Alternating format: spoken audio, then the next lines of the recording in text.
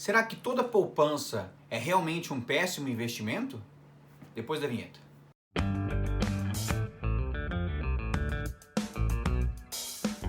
Fala, servidor! Aqui é o Felipe Lucena do canal Servidor e Investidor e hoje nós vamos falar sobre a poupança. Será que realmente é o pior investimento que existe? Mas primeiro, vamos lá. Por que o brasileiro tem esse costume de gostar da poupança? Nós temos que entender primeiro que existe uma base histórica que desde os nossos antepassados, nossos avós passaram para os nossos pais, que passaram para a gente esse costume de investir na poupança, de entender que a poupança é realmente um bom investimento. Mas será que eles estavam errados? Será que a poupança é ruim desde sempre? Absolutamente que não, pessoal. Antes do ano de 2012, independentemente do cenário econômico, a poupança pagava 0,5% mais a TR, a taxa referencial. Essa taxa referencial era utilizada para acompanhar a inflação, ou seja, o seu ganho real era de 6% ao ano, 0,5% ao mês, acima da inflação. Além disso, a poupança antiga, por meio da TR, que é a taxa referencial, recompunha a inflação. Ou seja, se a inflação daquele mês fosse de 10%, a taxa referencial seria de 10%. Portanto, você teria um ganho de 10% pela recomposição da inflação e mais os 0,5% ao mês sobre o que você deixou aplicado na poupança. Nossa, Felipe, mas espera aí, você falou taxa referencial, inflação. Eu tô perdido, não entendo, não sei o que você está falando. Então vamos lá, pessoal, com calma, vamos entender quais esses conceitos que eu citei. A taxa referencial, conhecida por TR, era uma taxa, amor. O que é taxa referencial? A TR, que até hoje é usada na composição da remuneração da poupança. A taxa referencial foi criada no Plano Collor 2, lá em 91, para desindexar a economia. Tá? Mas não vamos complicar. Foi uma taxa criada para repor a inflação no pagamento da poupança. Certo? A inflação era muito alta, havia remarcação de preços, havia uma hiperinflação no país, né? E por isso era necessário que houvesse uma taxa para remunerar a poupança, ou seja, a taxa referencial era uma taxa de referência, daí o nome referencial. Beleza, entendi o que é a taxa referencial. Ela era utilizada para recompor a inflação, mas me explica mais ou menos por cima o que é inflação. Inflação, pessoal, é a perda do poder de compra, ou seja, o dinheiro que você recebe, ele vai sendo desvalorizado pela inflação. Quanto maior a inflação de um país, mais o dinheiro perde valor, mais o seu poder de compra perde valor. Você lembra que antigamente você com 25 centavos comprava um picolé? Hoje você não acha picolé por 25 centavos? Lembra que antigamente você ia com 5 reais na cantina da escola e comprava uma coca e um salgado? E hoje, com 5 reais, ou você compra a coca ou o salgado? Pois é, a inflação fez com que o seu dinheiro perdesse valor. O real foi afetado pela inflação e, por isso, o seu poder de compra diminui. Então, esse é o fenômeno da inflação. A inflação faz com que o seu poder de compra efetivamente diminui, reduzindo o valor do dinheiro. Então, pessoal, compreendendo esses conceitos, fica mais fácil da gente entender por que a poupança antiga era um excelente investimento e por que nós fomos condicionados por nossos avós e nossos pais a sempre investir na poupança. Então vamos revisar para ver se a gente compreendeu como era remunerada a poupança antiga. Era 0,5% daquilo que você aplicou, mais a TR, que é a taxa referencial, que era usada para recompor a inflação. Ou seja, você tinha a recomposição da inflação pela TR e ainda 0,5% de ganho real ao mês. Então era realmente um excelente investimento. Se você tem dinheiro aplicado na poupança desde o ano de 2012, mais precisamente dia 3 de maio de 2012 e qualquer depósito feito antes desse dia, você, por força de lei, tem direito a continuar recebendo 0,5% ao mês. Porém, como a TR, a nossa taxa referencial, atualmente está zerada, você não mais tem a recomposição da inflação. Ainda sobre inflação, pessoal, nós vamos gravar um vídeo aqui no canal com o mesmo nível de profundidade deste, no qual nós vamos tratar da inflação, todos os seus aspectos, características e etc. Então fique tranquilo. Para hoje, esse conceito de inflação como perda do seu poder de compra já basta para você entender a ideia que nós estamos tentando passar, tá bom? Mas e hoje? Como que está a poupança hoje? Depois de 2012, após a mudança da lei, que é a Lei 8.177, a poupança é remunerada de duas formas. Ela pode se encontrar na situação 1 e na situação 2.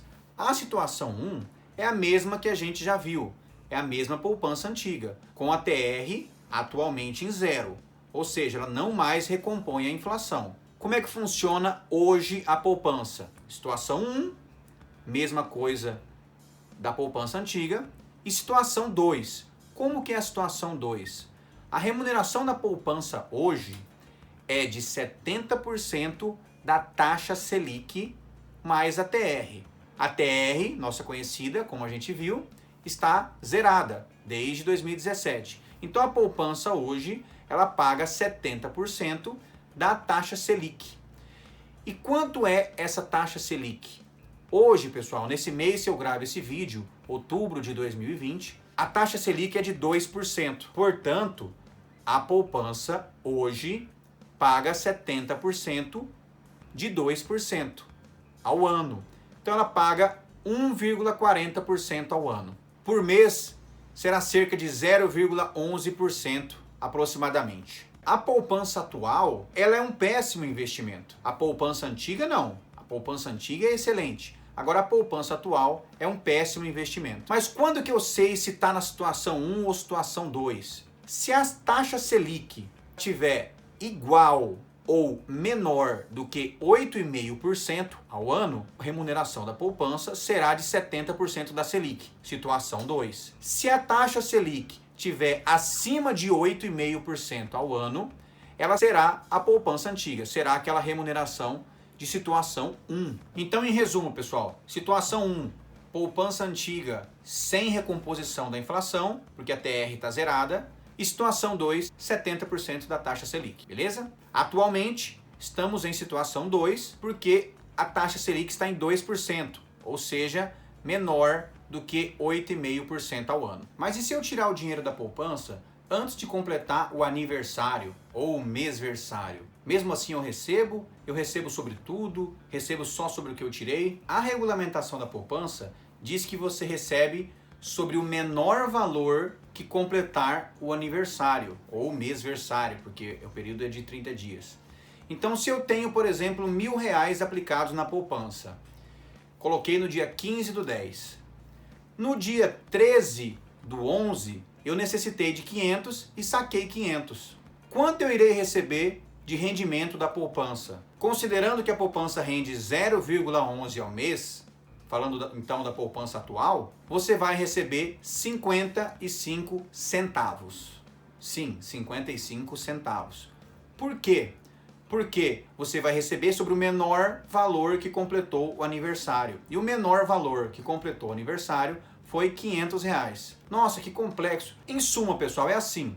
Se você tirou um dinheiro da poupança antes dele completar o aniversário, sobre aquele dinheiro você não vai receber nada. Exatamente nada. E esse talvez seja o problema da poupança. E quando se dá o aniversário da poupança? Será no mesmo dia que você colocou o dinheiro nela. Ou seja, no mesmo dia que você depositou. Se você depositou no dia 15 de outubro, no dia 15 do 11 completará o mêsversário ou aniversário. E aqui vem a segunda grande curiosidade que provavelmente você não sabia sobre a poupança. Depositar o seu dinheiro na poupança nos dias 29, 30 ou 31 de qualquer mês faz com que o seu aniversário ou seu mêsversário somente aconteça no dia 1º do outro mês. Então, por exemplo, se eu pego meu dinheiro R$10.000. Deposito no dia 29, 30 ou 31 de outubro, somente no dia 1º de dezembro é que completará o mêsversário ou aniversário. Além disso, pessoal, se o dia do aniversário da poupança, o dia do aniversário do seu depósito na poupança, cair em fim de semana ou feriado, ou seja, cair em um dia não útil, o aniversário da poupança será no próximo dia útil subsequente. Essa questão do dia 29, 30 e 31 soluciona o problema dos anos bissextos. Porque se você depositou seu dinheiro no dia 29 de fevereiro de um ano bissexto, no dia 1º do outro mês, não o mês de março, mas sim o mês de abril, será considerado o aniversário da poupança. Além disso, pessoal, todas essas informações que eu estou passando para vocês não é nada da minha cabeça. Tudo isso tem embasamento na Lei 8.177, vou colocar aqui no cantinho, em algum lugar aqui, o número da lei. Mas se você não não tiver facilidade com interpretação de lei ou com leitura de lei, eu vou deixar para vocês também um link na descrição do site do Banco Central, onde lá ele mostra quanto está rendendo a poupança hoje, mostra um histórico ali dos últimos 30 dias, e ali também tem essas informações que eu estou citando para vocês. A segunda grande curiosidade que provavelmente você não sabia sobre a poupança é que tudo que eu falei agora sobre poupança, é a poupança atual, se aplica para pessoas físicas e entidades sem fins lucrativos. Então, se você, na sua empresa, por exemplo, como pessoa jurídica ou qualquer outra entidade com fins lucrativos, quer abrir uma poupança, existem regras específicas diferentes das que eu citei para as pessoas físicas. Além disso, pessoal, a poupança ela é isenta de imposto de renda. Ou seja, toda a rentabilidade que você tiver, todo o lucro que você tiver, sobre ele não incide imposto de renda. Porém, na hora da declaração de imposto de renda, se você possuir algum dinheiro depositado na poupança, você tem que declarar para não cometer algum tipo de sonegação ou de omissão de informações para a Receita Federal. Mas e os riscos da poupança, pessoal? Qual o risco de eu perder dinheiro na poupança? Qual o risco que a poupança me traz como investimento? O risco que a poupança tem é o risco do banco quebrar. Ou seja, é o mesmo risco de um CDB, é o mesmo risco de qualquer outra aplicação financeira que o seu banco te oferecer. Mas existe desde o ano de 95 uma instituição chamada FGC. O que é o FGC? É o Fundo Garantidor de Crédito. O FGC é uma associação civil que, quando acontece a quebra de algum banco, ele é acionado para que ele possa resgatar e garantir àqueles depositários, aquelas pessoas que tinham dinheiro investido ali, que o seu dinheiro será devolvido. Mas todo o meu dinheiro será devolvido caso o banco quebre? Não. O FGC tem um limite de R$250 mil por CPF por banco. Então, eventualmente, se você tiver depositado na poupança até R$250 mil e o banco eventualmente quebrar, você consegue ser resgatado pelo FGC e receber de volta seus R$250 mil.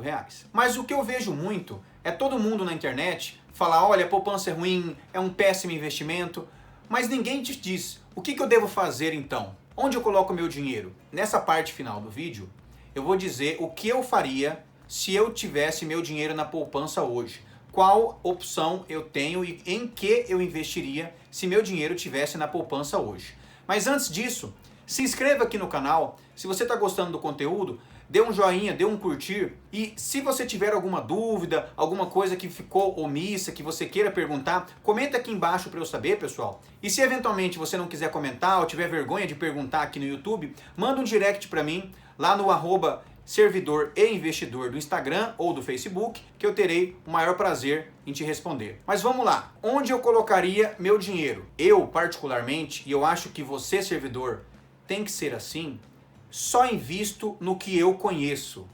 Eu não invisto em nada que eu não conheça. Como eu contei para vocês no primeiro vídeo do canal, por ter perdido dinheiro em pirâmide, querendo ganho fácil, atualmente eu não mais invisto no que eu não conheço.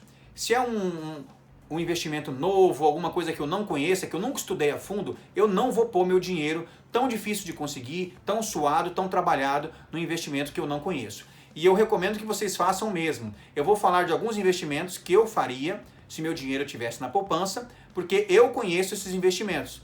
Mas se você não conhece, pessoal, eu te digo, primeiro, estude a fundo todos os riscos que esse investimento te traz e aí sim você migra o seu dinheiro da poupança. Beleza, qual a primeira pergunta que eu tenho que fazer se eu quiser tirar meu dinheiro da poupança? Para qual data eu preciso desse dinheiro? Ou melhor, qual é a liquidez esperada desse dinheiro? Para quando eu preciso dele? Eu preciso para agora? É um dinheiro que eu quero para minha aposentadoria? Então vamos traçar alguns cenários. Primeiro cenário, é um dinheiro que eu quero para minha aposentadoria, para mais de 10 anos, que eu não tenho nenhuma preocupação em usá-lo agora. Nesse caso, eu montaria uma carteira diversificada, com parte no exterior, para me proteger da desvalorização do real, seja em ações americanas, as stocks, ou nos fundos imobiliários, os primos dos fundos imobiliários brasileiros, que são os REITs, que são as ações americanas que trabalham com essa questão mais imobiliária. Também colocaria uma parte do dinheiro em renda variável no Brasil, ações e fundos imobiliários brasileiros, e ainda uma parte desse dinheiro em reserva de valor, comprando um pouco de ouro, um pouco de prata, ainda uma outra parte em renda fixa e, por fim, como eu conheço esse investimento e acho interessante, colocaria um pouco em Bitcoin. Se você nunca ouviu essas palavras, stocks, REITs, Bitcoin, acha que tudo isso é grego para você, eu te digo, pessoal, calma. Nós vamos trabalhar todos esses conceitos aqui no canal do Servidor e Investidor, tá? Portanto, eu montaria uma carteira diversificada, me expondo a diversos investimentos, sempre de forma convexa, de maneira que se a renda variável cai, eu estou exposto à renda fixa. Se a renda fixa cai, eu estou protegido porque a renda variável eventualmente irá subir. E em todos os mercados eu estou posicionado. Como o investimento é de longo prazo, eu acredito que essa seja a melhor hipótese. De um outro lado, pessoal, se eu preciso do dinheiro entre um prazo de 3 a 10 anos, eu quero esperar esse dinheiro, eu não preciso dele agora, mas eu também não quero deixar muito tempo. Eu quero ali para a reforma da casa, ou para a troca de um carro, ou para a viagem dos sonhos, uma festa de casamento, ou algo nesse sentido. Se esse fosse o caso, pessoal, eu me exporia a 3 mercados. O primeiro, talvez a maior parte da minha exposição, seria em tesouro direto, indexado à inflação, porque nós passaremos por vários governos, vários presidentes, e a inflação pode ser um problema que vá corroer o seu dinheiro. Também uma parte do dinheiro eu me exporia ao dólar, seja abrindo uma conta numa corretora americana, seja comprando algum fundo que replica o crescimento do dólar aqui no Brasil, e uma parte pequena eu colocaria um investimento em Bitcoin, porque acredito que num período de 3 a 10 anos ele possa ter uma valorização interessante. E se fosse um prazo entre 1 a 3 anos, o que eu faria com o meu dinheiro se tivesse na poupança? Entre 1 a 3 anos, que é um prazo relativamente curto, eu colocaria a maior parte em Tesouro Selic, que a taxa Selic, como a gente viu por cima, é uma taxa que visa controlar a inflação, e colocaria uma parte em um CDB de longo prazo, um CDB de 3 anos, um CDB de 2 anos, para buscar uma rentabilidade maior, rentabilidade de 6% ao ano e etc. Mas tudo isso, pessoal, eu faria com o meu dinheiro. E como eu disse para vocês, só faça se você conhecer cada investimento que eu estou falando. E por fim, pessoal, se eu precisar desse dinheiro num prazo menor do que um ano, ou talvez uma liquidez imediata, uma liquidez onde eu possa precisar a qualquer momento, eu colocaria esse dinheiro em um CDB de liquidez diária. Os bancos têm vários tipos de CDBs, que são certificados de depósito bancário, que rendem aproximadamente 100%, 102%, alguns bancos dão até 110% do CDI. Agora, pessoal, se eventualmente você acha que pode precisar do dinheiro em um sábado, domingo ou fim de semana, o único investimento que eu conheço que te permite sacar em domingo, feriado ou sábado é a poupança. Então deixe uma parte na poupança e deixe uma outra parte em um investimento que te trará uma rentabilidade maior. Em todos os casos que eu citei, pessoal, vocês puderam perceber que existe uma diversificação, ou seja, nunca o investimento fica todo concentrado em um mesmo local. Por quê? Porque isso dilui o risco. dilui o risco de quebra do banco, dilui o risco de quebra de uma ação se você estiver investindo em uma empresa. Então eu acho que o segredo mais importante na hora de você investir é a diversificação e principalmente o conhecimento dos riscos daquele investimento que você vai colocar seu dinheiro. Ok, mas e o risco disso? Quais os riscos de CDB, de Tesouro Direto e etc? Bom, a gente vai tratar disso com profundidade nos demais vídeos, mas veja, eu vou adiantar para vocês se o risco é maior ou menor do que o risco da poupança. Um CDB, uma LCI, uma LCA, o risco é o mesmo da poupança. Por quê? Porque o risco é da quebra do banco. Mas todos eles têm a proteção do FGC, do Fundo Garantidor de Crédito. Já no Tesouro Direto, o risco é menor do que o risco da poupança. Sim, o risco do Tesouro Direto é menor do que o risco da poupança. Por quê? Porque na poupança você empresta seu dinheiro, você deposita seu dinheiro em um banco que pode quebrar. No Tesouro Direto você empresta ou deposita seu dinheiro no Brasil, no país. É uma dívida pública do Tesouro Nacional. Então, no pior dos casos, como o governo é o único órgão que possui a máquina de imprimir dinheiro, ele emite mais moeda e te paga. Então, o investimento com menor risco no país é o Tesouro Direto. Já os demais investimentos, pessoal, em renda variável, ações, Bitcoin, ações americanas, fundo cambial para proteção no dólar, esses possuem mais risco do que a poupança, ok? Então só invista neles se você realmente conhece os riscos da sua aplicação. E se você gostou desse vídeo, pessoal, se inscreva aqui no canal, ative o sininho para você ser notificado todas as vezes que a gente tiver com vídeos novos e curta, compartilhe com alguém se você acha que essa pessoa deve saber todas as nuances da poupança. Comente aqui embaixo, você pretende sair da poupança? Você tem dinheiro na poupança? E até a próxima!